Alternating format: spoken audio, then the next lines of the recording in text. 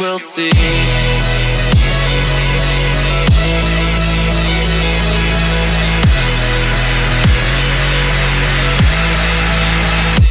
You will see.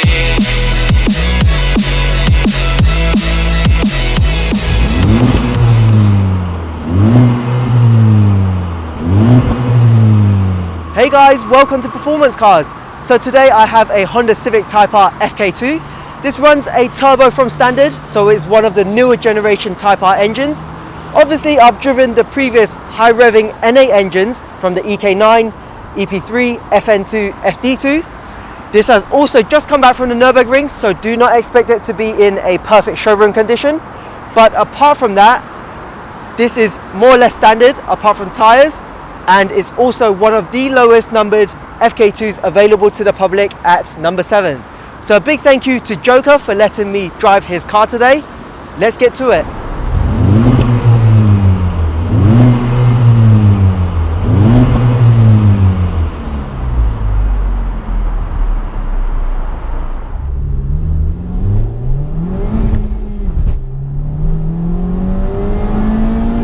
This Civic Type R FK2 weighs in at 1,359 kilos, 2,996 pounds.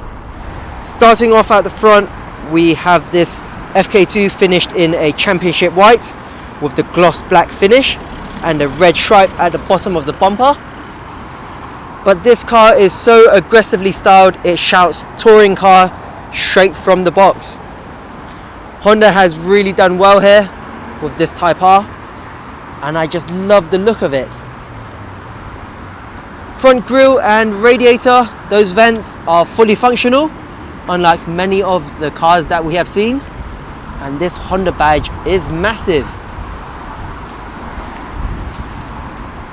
Moving on down to the side, we can see how the wheel arches are flared. This definitely gives a wider track compared to the standard Civic, and I just love those fenders. I would call them semi-functional because not all of the vents have holes through them, same as these ones. So if I kind of angle it like that, you guys should be able to see that it only has 2 or 3 holes. But anyways, this is a street car at the end of the day, not a full-on race car. And the tyres, as mentioned before, these have been changed to Michelin Pilot Sport Cup 2s, 235/35/19s. The brakes are 4-pot Brembos and drilled discs. This is standard from Honda, and I'm told they work really well. We have wind deflectors added on by the owner. And look at this rear spoiler. That is just mental. The way that the air flows across that really does make me think that this is a race car. A rear diffuser as well with those quad tailpipes, and that is really distinctive. So we'll start off at the rear. Loads of space for 2 passengers. Very similar to the FD2 in terms of space, and underneath the seats we also have some storage area, so that's pretty nice.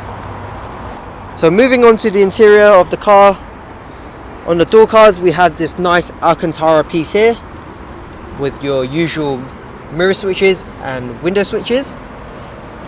Down here we have the aluminium pedals with the Type R mats. And usually with Type Rs we get the door sill here that says Type R. They've no longer added this to this car. Seats themselves, I love the look of these. Really deep and body hugging. Bright red as well. Alcantara again with a mesh down the side. And if I jump inside, have a look at the steering wheel. I love this race car style at the top there, with the red accents down here. And onto the dials, if I just turn it on by using this engine stop start button, we also have the plus R button down here on the right. So when you press that, it engages the plus R mode, everything goes red, and you'll more or less get stiffer suspension, stiffer steering wheel, and a more responsive throttle. 7,000 RPM red line.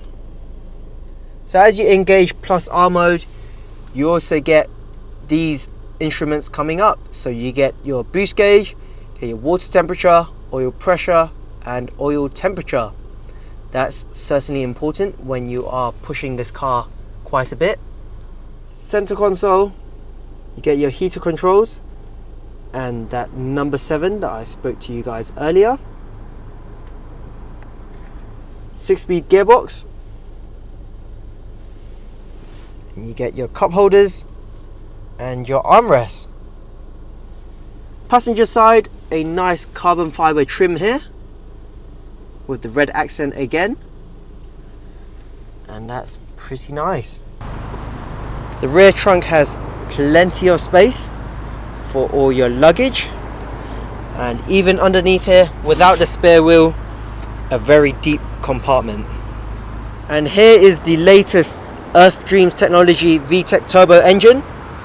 This is stamped as the K20C1 engine, pushes out about 310 brake horsepower with the turbo down here, 300 foot-pounds of torque, and compared to the K20A engines, this has an 86mm to 85.9 bore to stroke, whereas the K20A had 86 by 86. So this is really exciting. The first Type R engine to be manufactured in the USA. Let's take it for a test drive. Alright guys, inside the Civic Type R FK2 with its turbo engine. We're in 3rd gear, gonna stick it into plus R mode. Here we go. We've got the shift indicators.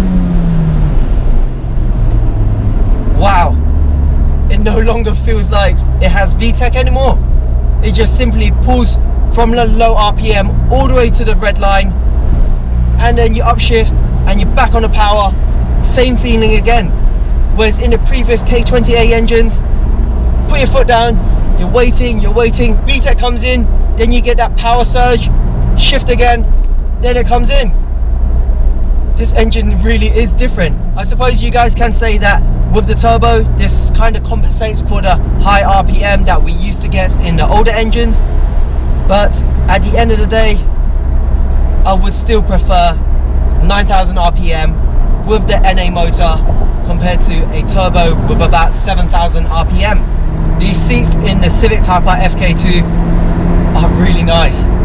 The side bolsters, they're not so much 90 degrees, whereas pointed out is more slanted. So it does give a bit of room for you to move around, but it still holds you in really nicely. The steering wheel itself, it has those stitching on the inside. Even though I'm wearing my gloves, I can still feel it, and it does feel quite nice. Very sporty with that red band at the top and those red highlights towards the bottom, and the flat section towards the bottom of that too. So that's something different that I have never seen in a standard car before. The gearbox, 6-speed, very similar to all the Type Rs I've driven. Easy to get into gears, no dramas here, and it's nice and short, crisp, really easy. The seating position, very similar to the FD2, is slightly higher than I want to be. At the moment we're just cruising along about 60 miles per hour, and if I hit the R+ button, I can instantly feel a difference in the throttle response. Now my foot was kept at the same position and the car immediately surged a little bit forward. If I was just to squeeze the pedal a little bit, you can really feel the engine responding to your inputs. The firmness of the suspension has hardened as well, and you can definitely tell. It's not one of those cases where you're thinking whether it has firmed itself up, but you can most definitely feel it in here. The steering wheel as well is definitely gone heavier. It feels like it has underinflated tires. That is the best way I can describe it to you guys.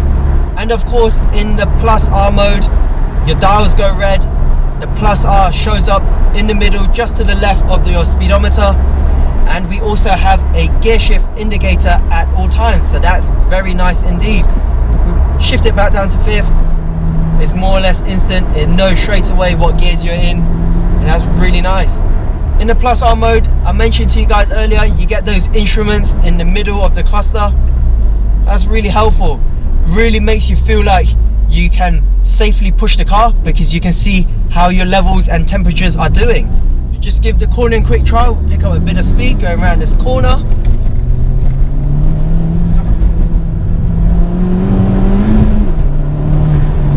Hard on the brakes. Got a bit of understeer and back on the power. This car has so much grip. It really does. I expected quite a lot of understeer when I applied a bit of power, but this LSD in the gearbox with its trick computer system really does its job. It doesn't even feel like it's a front wheel drive. So the max boost on this car is about 1.2 to 1.3 bar. I just put my foot down again. We are in 4th gear, 4,000, 4.5, 5,000.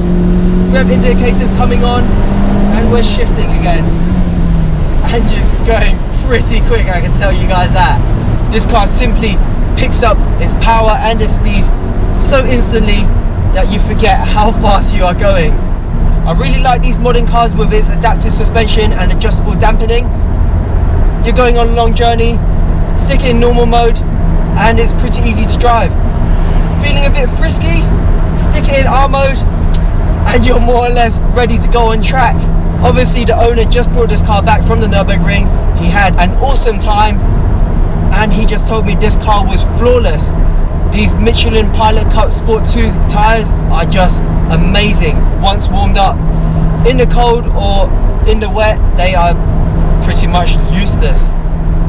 As with all turbo cars, you get the turbo spool, and then you get a slight dump valve as well, which sounds awesome. It's not super loud, but it's there just to let you know that it's a turbo at the end of the day.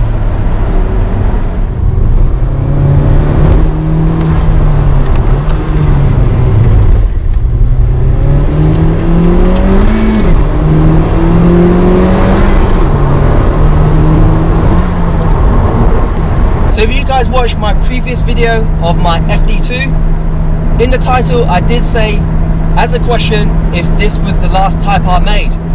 Now the reason behind that is because if you look up Type R and its history, it's more or less a high revving NA car, whereas nowadays with the emissions controls we have to keep below that, and the only way to get power is to go turbo. So it's a bit unfortunate that we have lost a sense of the high revving engines, but we have gained a much more powerful, easier to drive I suppose, and a more modern car with all its latest technologies. But it just shows that Honda are able to adapt to the new rules and laws and regulations and still do a great job. Still front wheel drive, still so much fun, and I really love it. I want to say a big thank you to Joker for letting me drive his really low numbered Civic Type R FK2. It really is special. He hasn't had it for long and I really appreciate it. So don't forget to comment, like and subscribe. Follow us on Facebook, Twitter and Instagram. Stay safe, drive safely, and I'll see you guys soon.